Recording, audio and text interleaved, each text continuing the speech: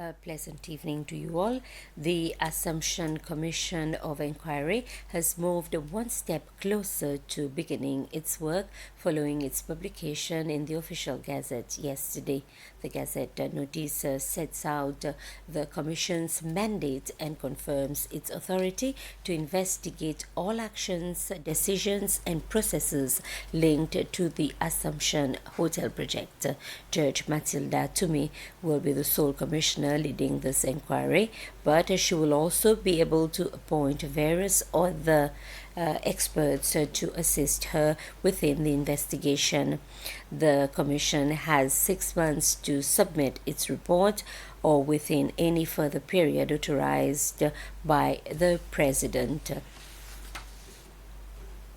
A workshop took place today as the country joins the rest of the world in observing International Human Rights Day. The event brought together representatives from key institutions and partners to reflect on the right to dignity in the promotion and protection of human rights in Seychelles.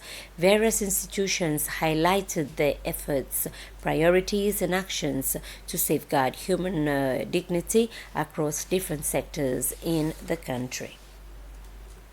And we have taken our own dimension to it, and we've looked rather at safeguarding human dignity, the right of every citizen, and the duty of institutions. And what we've done is bring together, for this special occasion today, is to bring together those institutions looking at our rights, and particularly rights of children, of persons living with disabilities and the elderly, and how we can protect, they are in a special group, so how we can protect their rights whilst we actually make our rights more visible and our institutions more visible into the work that they do. So we've brought together a group of institutions, both civil society and government public institutions, in order to bring us this dimension of the services that are out there and that protect rights.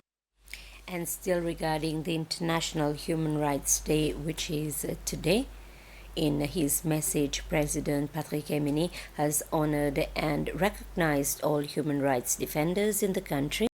For his part, former President Wavell Ram-Kalawan has asked the concerned authorities to ensure that human rights are respected and protected. The Office of the Ombudsman has, for its part, pointed out that this day reminds us that the protection of human rights is more than a constitutional promise, and ARID has appealed to the government to promote and protect the rights of all people living in Seychelles. In his message on the occasion of International Human Rights Day, President Patrick Emini pointed out that this year's theme, which the Seychelles Human Rights Commission has chosen, Safeguard Human Dignity and Support the Rights of Every Citizen, reflects the shared vision of a Seychelles where the dignity of every citizen is protected and where peace, trust, and human rights flourish. President Emini adds that this theme also emphasizes the collective responsibility to ensure that institutions serve the people, protect their rights, restore confidence, and promote a society rooted in fairness and justice. For his part, former President Wavell Ram-Kalawan has launched an appeal for everyone to confirm their commitment to build a Seychelles where dignity, freedom, and justice are guaranteed for every citizen. He also expressed his concern about the lack of respect for Article 35 of the Constitution, which has to do with the right to work, saying that fear in the public service is alarming and definitely an abuse of this right. He also expressed a concern about the fear of freedom of expression, as many feel they risk losing their jobs or face victimization.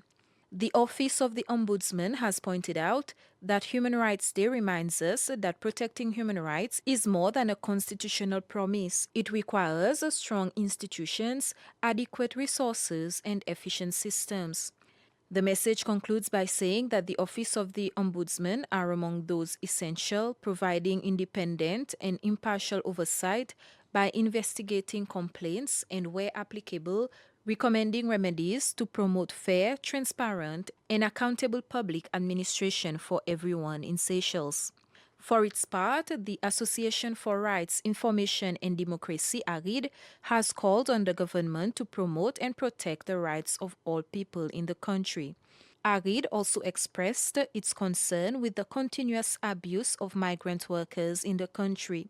ARID concluded its message by saying that it condemns all forms of human rights abuse that are happening in the country.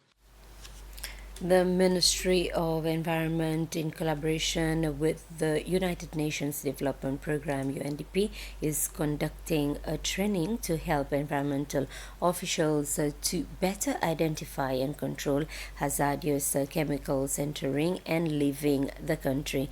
This is part of the Indian Ocean Project, Jeff Islands project, aims at eliminating hazardous chemicals found in small island states in a safe and secure manner. During the workshop that ends tomorrow, the participants are acquiring more knowledge about international regulations that Seychelles should follow. I gave an overview of the international legal framework that deals with hazardous chemicals and waste and pesticides that have been enacted by the global community to protect countries from the negative impacts of those hazardous chemicals and waste on their human health and the environment. For example, pesticides containing endosulfan, which is a highly hazardous component in pesticides that the use of which has been eliminated or restricted. And creating this kind of awareness under the enforcement community should stop and prevent the illegal import and thus also the illegal use and management of these kind of materials that may impact also the local communities. Seychelles seems a bit more advanced. So far, the way plastic, for example, is collected, the way it's being treated, I would say that Seychelles is definitely on the good way.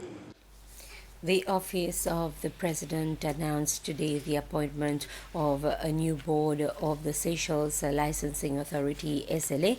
Mr. Percy Catre has been appointed chairman of the board along with 6 other members, and the board members are appointed for a term of 3 years effective from the 1st of December 2025. The President also thanked the outgoing members for their contribution during their term in office. The Revenue Commission signed an agreement for the exchange of information with the Bureau of Statistics. The signing ceremony took place this morning, and the agreement aims at sharing information to better manage statistical data for the economy of the country. The relationship and the partnership between the National Bureau of Statistics and Seychelles Revenue Commission and the signing of the MOU marks an important milestone in that partnership. And the importance of the MOU is for better collaboration and cooperation in the sharing of data between Seychelles Revenue Commission and the National Bureau of Statistics. This will aid the National Bureau of Statistics to receive the data from Seychelles Revenue Commission within the ambits of our law, as well as for them to utilize the data for the country in terms of better economic and social decisions that are made. And that's it for this summary. I'll be back at 8 with more news and details in the Creole Bulletin.